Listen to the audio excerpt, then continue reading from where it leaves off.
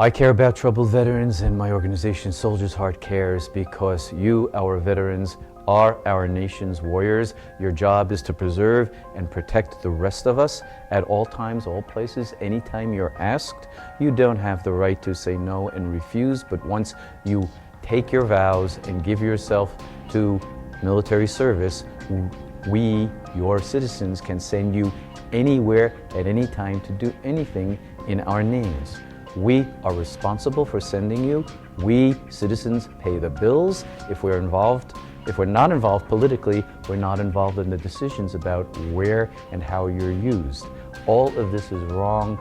You serve us without question and put your lives on the line, and it is our duty as citizens to then tend and care for you and give you everything you need in order to return safely, effectively, and have a good post-military life. You know, I grew up during the Vietnam War, and as a young woman, I protested that war. I knew that our veterans would be coming home changed forever, and it really bothered me. But then, as a psychotherapist, I had the opportunity to start meeting veterans from that war and other wars, and I just found them to be some of the finest human beings I'd ever met. Troubled, quirky, you know, but so lovable, and my heart is with them all the time. There are many different PTSD programs available, and some of them do use various holistic techniques. What's different about Soldier's Heart is that we have studied, we understand, and we incorporate the military and warfare traditions from the entire world to fully understand that PTSD is a holistic wound, not just a brain chemistry, not just a stress disorder, and that there are a multitude of holistic practices that we've put into effect, borrowed from other cultures and other traditions, that map an effective and successful homecoming journey for veterans. What's different about Soldier's Heart is that we have the roadmap home based on a lifelong study of the world warrior traditions, and we apply and teach that experientially so that you, our veterans, can walk the journey home successfully on your own.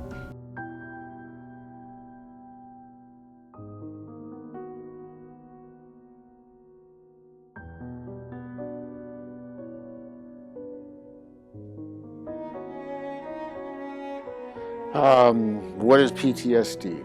It's what I call a normal reaction to an abnormal situation. When you are exposed to some overwhelming terror or horror or something like that, and basically your brain and your soul shuts down. Usually it comes up when you find that your life is falling apart, your relationships are falling apart. Soldier's Heart helps veterans by going much, much further than the medical model of PTSD treatment, which is, it's an anxiety disorder, it's a permanent condition. The best thing you can do is mask the symptoms so you can act normal, like a normal civilian again.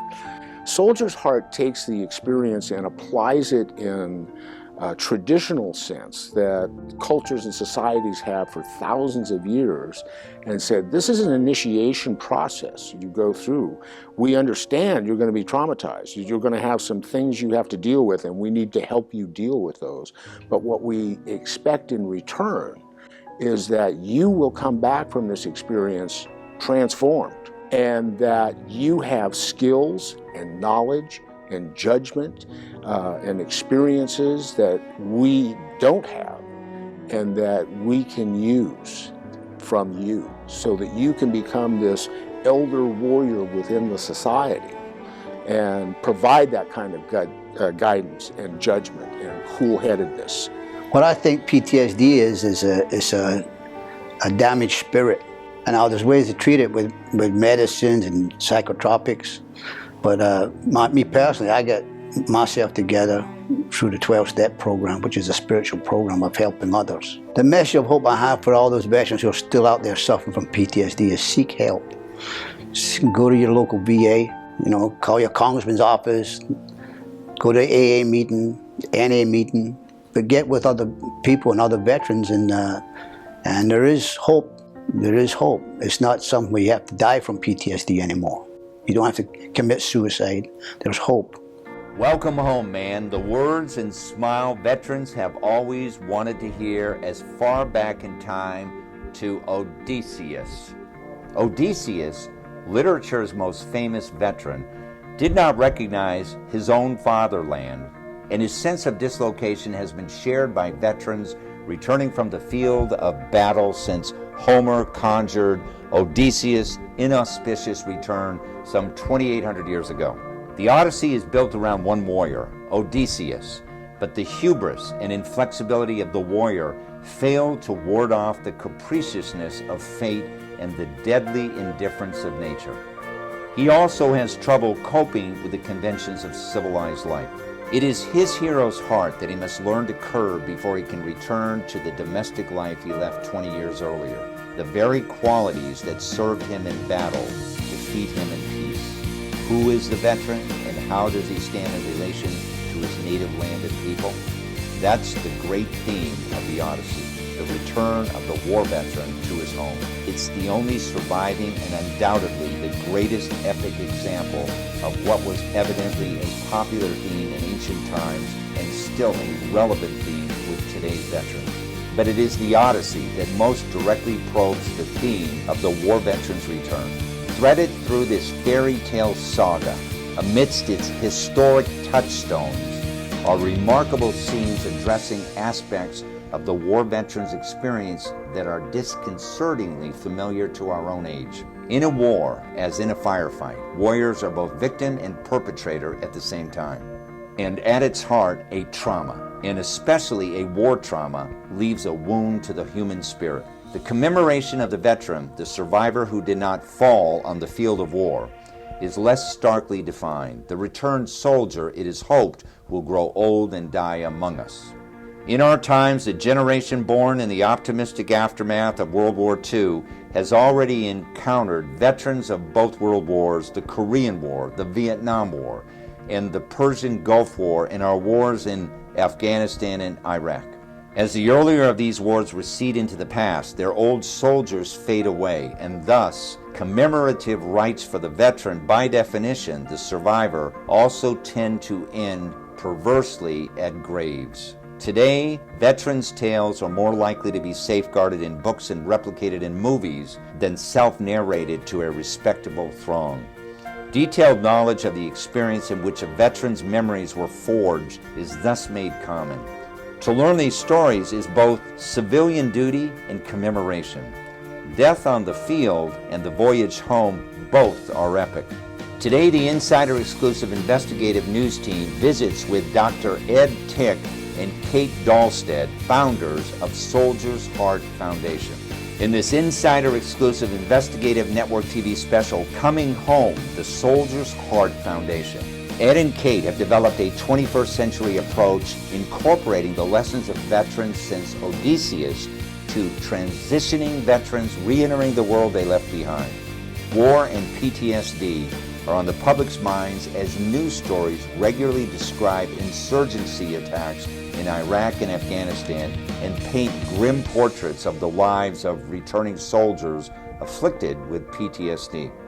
These vets have recurrent nightmares and problems with intimacy, can't sustain jobs or relationships, and won't leave home imagining the enemy is everywhere. Dr. Ed Tick has spent decades developing healing techniques so effective that clinicians, clergy, spiritual leaders, and veterans organizations all over the country are studying them. Soldier's Heart, which takes its name from the Civil War era term for what we now call PTSD, provides a comprehensive model to address the emotional, moral, and spiritual wounds of military, their families, and society. Taking a non-medical approach, it offers genuine healing and homecoming by developing a new and honorable warrior identity supported by community. The Soldier's Heart model is based on Dr. Ed Tick's book, War and the Soul. This book explores ancient as well as cross-cultural warrior traditions that reveal the necessities for successful warrior return.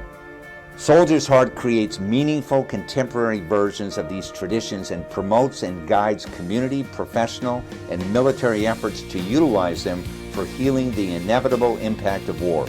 Ed and Kate have earned the highest respect from citizens and veterans alike as some of the best mental health experts and counselors for veterans in New York and across the nation.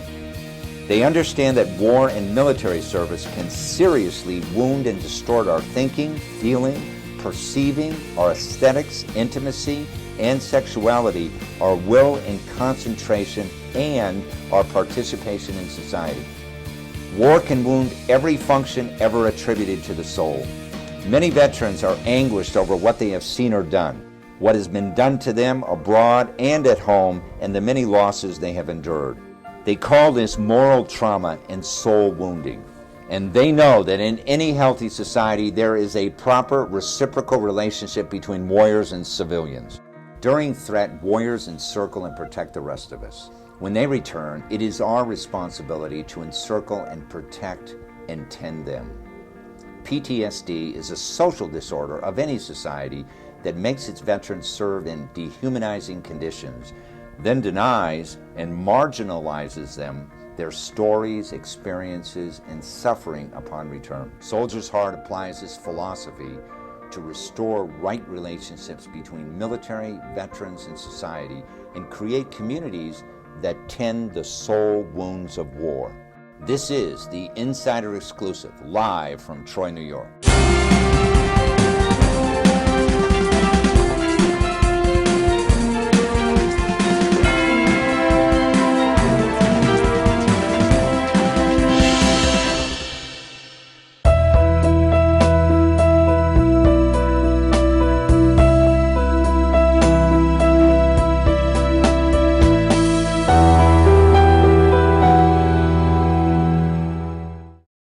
It is my great pleasure to introduce Dr. Ed Tick and Kate Dahlstead to the show. Welcome to the show, guys. Thank you very much. Honored to be with you. I'm honored to be here with you, right here in Troy, New York. And we've come a long way, and the reason we've done this is because you guys have founded an organization called Soldier's Heart that helps veterans who suffer from PTSD. Tell our audience why you even started this organization, a little bit about your background. Well, I've been working with our veterans for 40 years. Yeah. Not a veteran myself. I was looking for my form of service, of alternative service, during and immediately after the Vietnam War. And to make a long and interesting story short, we all need rites of passage. We all need to be matured through service. I wanted to give service as well, since I didn't have to serve in the military, and in fact was against the Vietnam War, but never against our troops. Shortly after the war ended, I was living in and beginning a psychotherapy practice. So this is the mid to late 1970s, and veterans began coming into my practice. Where I lived, and nobody else at the time wanted to work with Vietnam veterans. They were afraid. PTSD was not even a diagnosis yet. That was until 1980. But I felt a profound calling and the devotion to do everything I could to help bring our vets home. You bring up an interesting statement that PTSD was not really even defined, I guess, as such. Yes. In 1980, you said? Until 1980 was the invention of the modern diagnosis of PTSD. But ever since going back 2,800 years to Odysseus in the great Homer book, the Odyssey, we have an indication of a warrior coming back to his native land and having a tough time to adjust for a variety of different reasons. So I think in World War II they used to call it shell shock. That's World War I. World War II was combat fatigue. Combat fatigue. But actually in the Civil War, it was, they called it Soldier's Heart. Yeah, and I know that's where you got your name from. Yes. I'm a Vietnam vet, as you know, and a lot of, as having coming back from Vietnam and that sort of thing, a lot of people look at veterans who don't readjust to society as just having mental problems Let's address that issue, mental problem. They don't. Okay, good. They don't. Yes. And our philosophy and strategy profoundly disagrees with the conventional modern American approach to veterans and in fact to PTSD in general. PTSD is not a mental problem, it's not a mental illness. Okay. PTSD is the normal reaction of anyone who has been exposed to extreme, life-threatening and sustained violence. Right. Now, Kate, I'm going to ask you this question, about the symptoms of PTSD. But I'm going to interject something. What I always used to tell people is imagine, as like with me, a kid growing up in a middle-class neighborhood I actually grew up mostly in Reseda, California. I was not subjected to really anything. And then all of a sudden, I'm on a Pan Am flight. I'm in another country. yeah. The first thing I remember when I got off the plane smelling was basically a terrible smell Right. of gasoline and all kinds of things in the air. And then within, I think it was 24 hours, I found myself in the jungle. Yeah. Yes. And I'm trying to, you're trying to like adjust. Yeah. Like what is Yeah. this? Why am I here? And that sort of thing. So what are the planet am I on? symptoms of people, some people, almost everybody that goes through this experience? Well, how can you go through that experience and not be vastly changed by it? Yeah. And to have your whole sense of right and wrong and good and evil and all that is just Yeah. shaken up. So that's why we actually think of it as a spiritual issue as well, because you're in that arena of good and evil, and you're dealing with all the things that have to be dealt with there. And most people don't get to see that. Most Yeah. people don't have that experience, and most people don't have the opportunity ever, fortunately, to find out how they would react in that life or death situation, and what they might do or what they might not do that they might not be so proud of.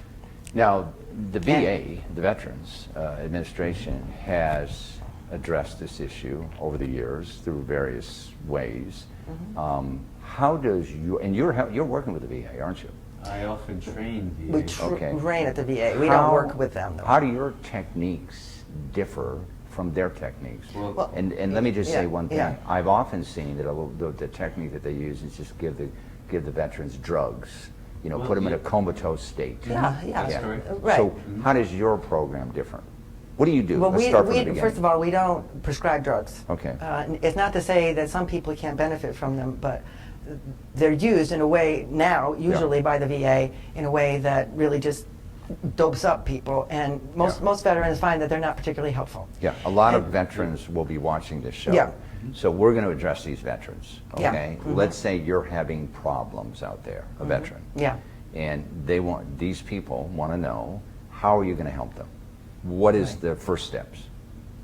Well, we see that when people come home, the issue is not always the brain chemistry and all of that, because they've been in a traumatic situation, which may be an issue at some point. Yeah. But for the most part, what they're coming home with is this feeling of having participated in something that they're not so sure was the right thing to be Sure. doing, and and so they come home with a lot of questions about what their service really meant, and they don't have a sense of what their service meant, Yeah. especially in the modern wars. Vietnam and Yeah. Iraq and Afghanistan. So let's talk practical steps. Ed, you've written a number of books. Yes. I want you to show on camera Yeah.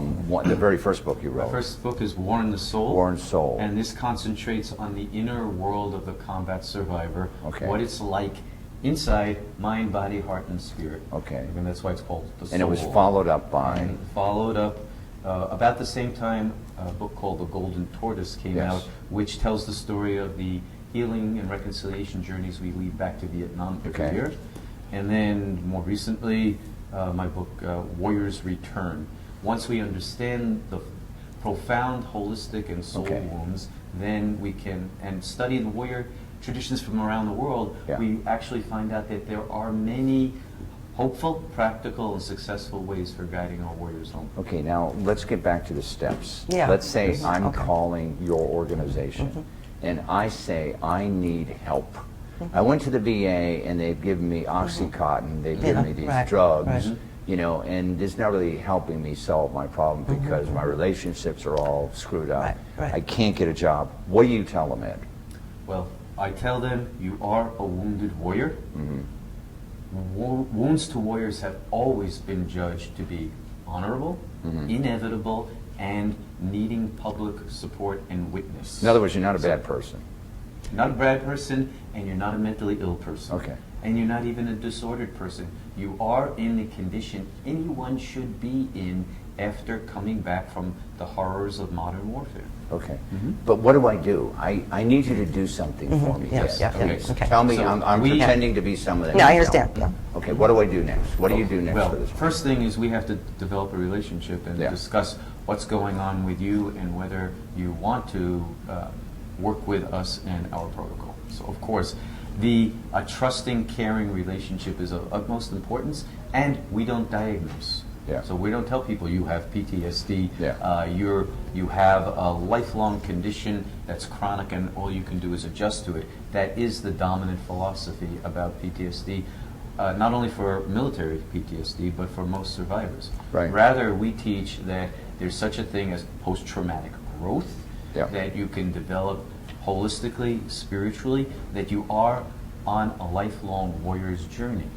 That we're not going to try to help you become a well-adjusted civilian again. Yeah. It's a Just warrior- understand in your mind, but you bring them into your foundation. Is that correct?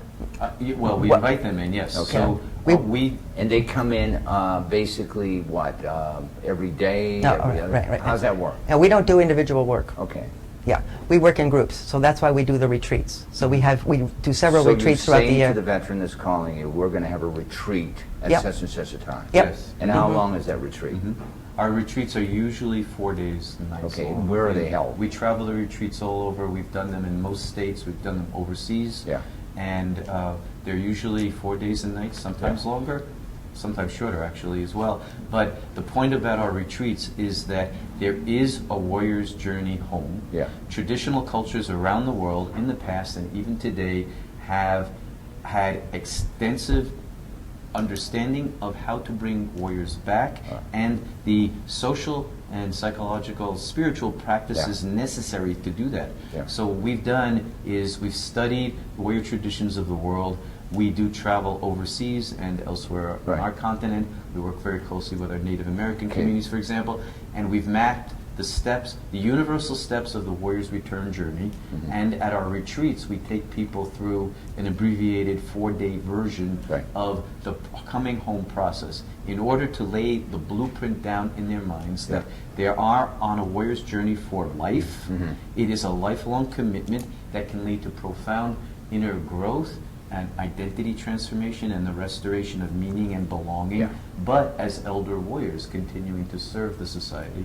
And we take them on the journey through the steps, which include isolation and tending of the warrior, affirmation of the warrior's destiny, purification and cleansing processes, storytelling, not just to a therapist, but to the entire community Right. representing the country, and restitution in the community for both the warrior and the community to restore their proper relations and tending of each other.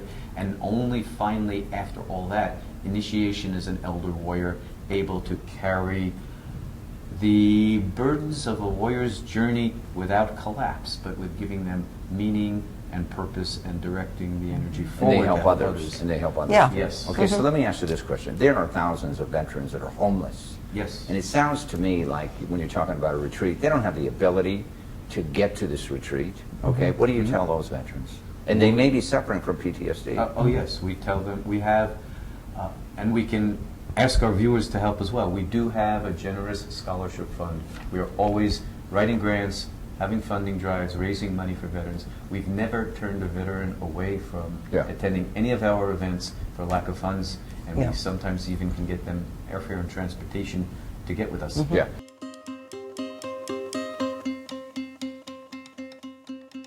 Our news team traveled across America to Vancouver, Washington, and Los Angeles, California, to meet 2 combat veterans who have successfully dealt with their PTSD and are helping other veterans deal with theirs.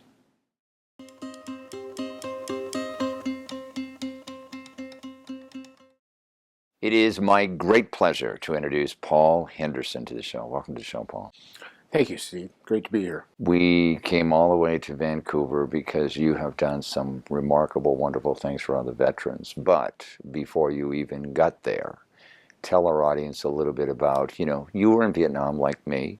Yes. You suffered and suffer from post-traumatic stress disorder, realized that, went and sought help, assistance, and that sort of thing. In fact, one of the organizations was Soldier's Heart, correct? Right. And tell our audience now your experiences, in dealing with PTSD and how Soldier's Heart Foundation helped you. One of the things I found unique about PTSD and fairly common among veterans is that they deny they have it. Even though you have all of the symptoms of nightmares and exaggerated startle response and focusing on past incidents and problems with relationships, emotional flatness, and so on, it's still a denial. Yeah, maybe I got all that stuff, but I don't have PTSD. So just getting to that realization was very difficult. The way I got to it, when people kept telling me that I did and I kept denying it, was I talked to another veteran who sat down when I was really having a crisis around this, and sat down and told me his experiences. Mm-hmm. And when I heard that from him, there was something inside that clicked in me that said, maybe this is a real thing. Maybe I should look at it a little more carefully. Right. So I initially went to the VA, and the VA does some good stuff. I did both individual and group counseling with them. But the VA adopts the medical model of post-traumatic stress and says it's an anxiety disorder. And they classify you with a percentage disability. You're that much less than a normal human being. And then they... Why can't you be more? Yeah, more. And then they come up with a treatment plan that is primarily nowadays focused on drug therapy. Right.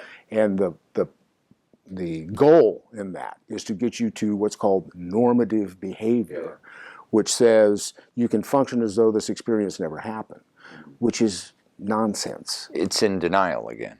Yeah, because the experience did happen, and what they failed to realize is that, or to address, is that the military experience by itself is transformational. Yeah. Nobody comes out of the military the same person they were when they went in. And that's even more so when it's a combat experience. So what we now call post-traumatic stress, which has been nostalgia and homesickness and shell shock and battle fatigue and soldier's heart, all those other terms, is really a normal reaction to an abnormal experience, an abnormal situation, which is the trauma of combat. So with Soldier's Heart, because you've worked a lot with Dr. Ed Tick. Right. How have you seen veterans who traditionally went to the VA and got drugs, how have you seen them successfully deal with PTSD? Well, Soldier's Heart takes a much more traditional approach that had been utilized by civilizations back to the Greeks, which says when you come back from this experience, we expect that you're going to be traumatized. But this is part of a process of initiation to where you become an elder warrior. You have to deal with the trauma. Maybe it's physical trauma and certainly it can be emotional trauma. So you address that. You go through things to deal with that. But the goal then is that this person doesn't become a civilian like the VA wants you to be. They become an elder warrior. Yeah. They become plus a civilian. Right. They're a citizen, they're a civilian first, and then because of the experiences, they have added assets. Absolutely. And when I talk to veterans and present this to them, that I tell them. They're more than. Just because you took that uniform off doesn't mean you still don't have a mission. Right. And this is how that fits into the society. And the mission is to help other veterans. To help other veterans and to help the society itself. In a strange way, we live in a more dangerous world than the world that we used to know when we were in Vietnam. Today, terrorists will go anywhere. They will do anything. And it's very dangerous. Today, our military is much more vital and important, I think, than it was during the Vietnam War or during the invasion in Grenada or something like that. Today, I think society is much more attuned to the fact that we really need our military. We need them out on the forefront. Do you agree?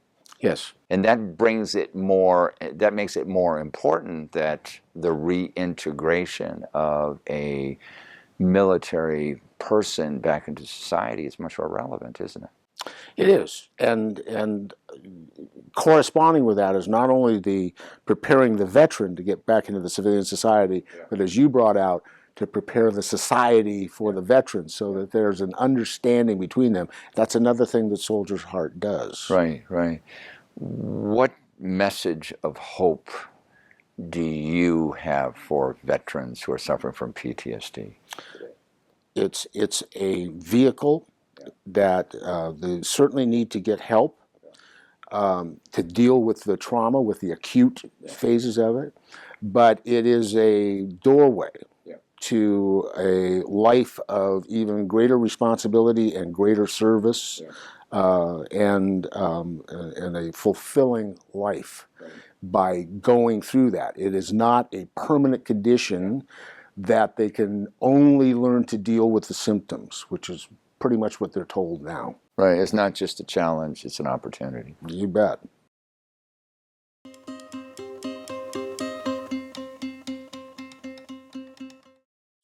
Before I bring my next guest on, let's drop in at the White House, where President Obama is awarding my good friend John Kempany the Presidential Citizens Medal for his 30 years of dedicated service of helping veterans.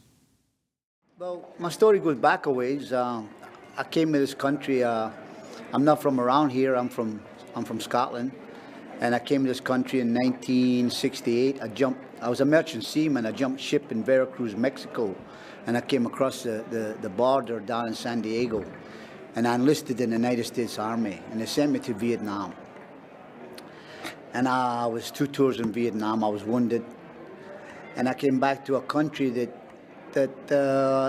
didn't really realize the impact that the Vietnam War had on the warrior.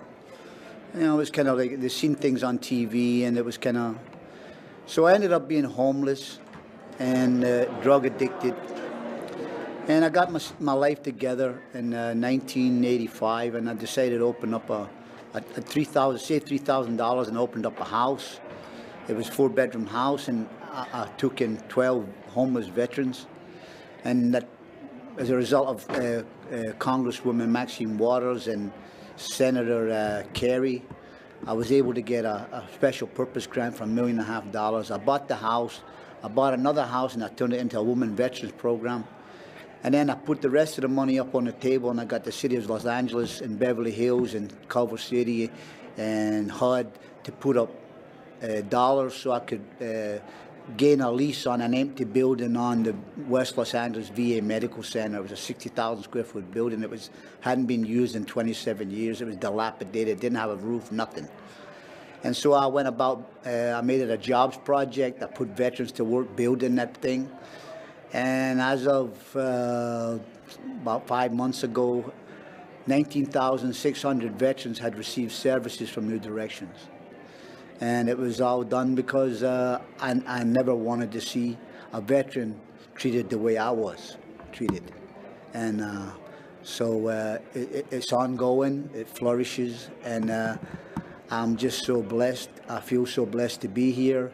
And I wish there was more I could do for President Obama, because I know he's the right man for the job. And this honor is just too much for me to even understand, because I really don't. I took an oath to this country that I would defend it, and I would against enemies, internal and external. But I had a commitment to the veterans that I lost, the brothers that I lost in Vietnam, to do something meaningful. And I've tried to do that by creating a safe place where veterans can come and heal, gather their wits, and live within walking distance to the sea. These men who were boys when I was a boy can stay and rest with me. Welcome to the show, John. Thank you for having me. Well, thanks for being here. And congratulations, by the way, on your award. Oh, thank you. Tell our audience a little bit about your experience with PTSD. I returned from Vietnam in 1972 after 2 tours of combat in Vietnam. The second day I was back, I was arrested in Santa Monica for driving on an invalid driver's license, which later turned into assault on a police officer. I was sentenced to a year and a day in the county jail in Los Angeles. When I got out of there, I was very angry, and I went on a geographical across America and ended up being incarcerated in the penal system of Georgia. I did 6 years. Like a lot of other veterans coming back in Vietnam, there was no help available. Nobody told us we were going to have problems, and we had problems, but we didn't know we had problems. We just thought we were living life. And the PTSD in my case was manifested in a lot of anger, a lot of rage, violence, acts of violence. And I didn't receive any help until 1983. When I was released from prison, I ended up at the VA in West Los Angeles. But that was 11 years. Maybe I gotten some treatment right away, maybe I wouldn't have had the problems in readjusting that I had. When did you realize that you needed help? When I was looking at doing a lot of time in the state of California, I realized there was something drastically wrong with me. But I didn't get no psychiatric help around like that. That wasn't available. So you were able to turn your life around remarkably. And what have you learned that you can pass on to veterans about how they deal with these post-traumatic stress disorder issues? Well, the thing is a lot different now. There's a lot more resources available to them, but seek help. And I was fortunate. I got involved with the 12-step program, and that was really my salvation. I'm not a clinician, but I don't really believe in my own personal belief is that PTSD is a mental problem. I think it's a malady of the spirit. How do you help others today to get back to the world, as we would call it? Well, I was able to create a program specific for combat veterans, and became very successful in Los Angeles. It didn't just deal with combat veterans, it dealt with homeless veterans, veterans with substance problems. And we started in a 5-bedroom house in Mar Vista, and we ended up in a 60,000 square foot building on the VA ground in West Los Angeles, and we helped a lot of veterans. I understand the last count, almost 20,000 veterans have gone through there, right? Yeah. That's an amazing amount of people. You've done a lot of good, and I want to thank you very much for being on this show. Keep up the good work. Thank you. Okay. Thank you.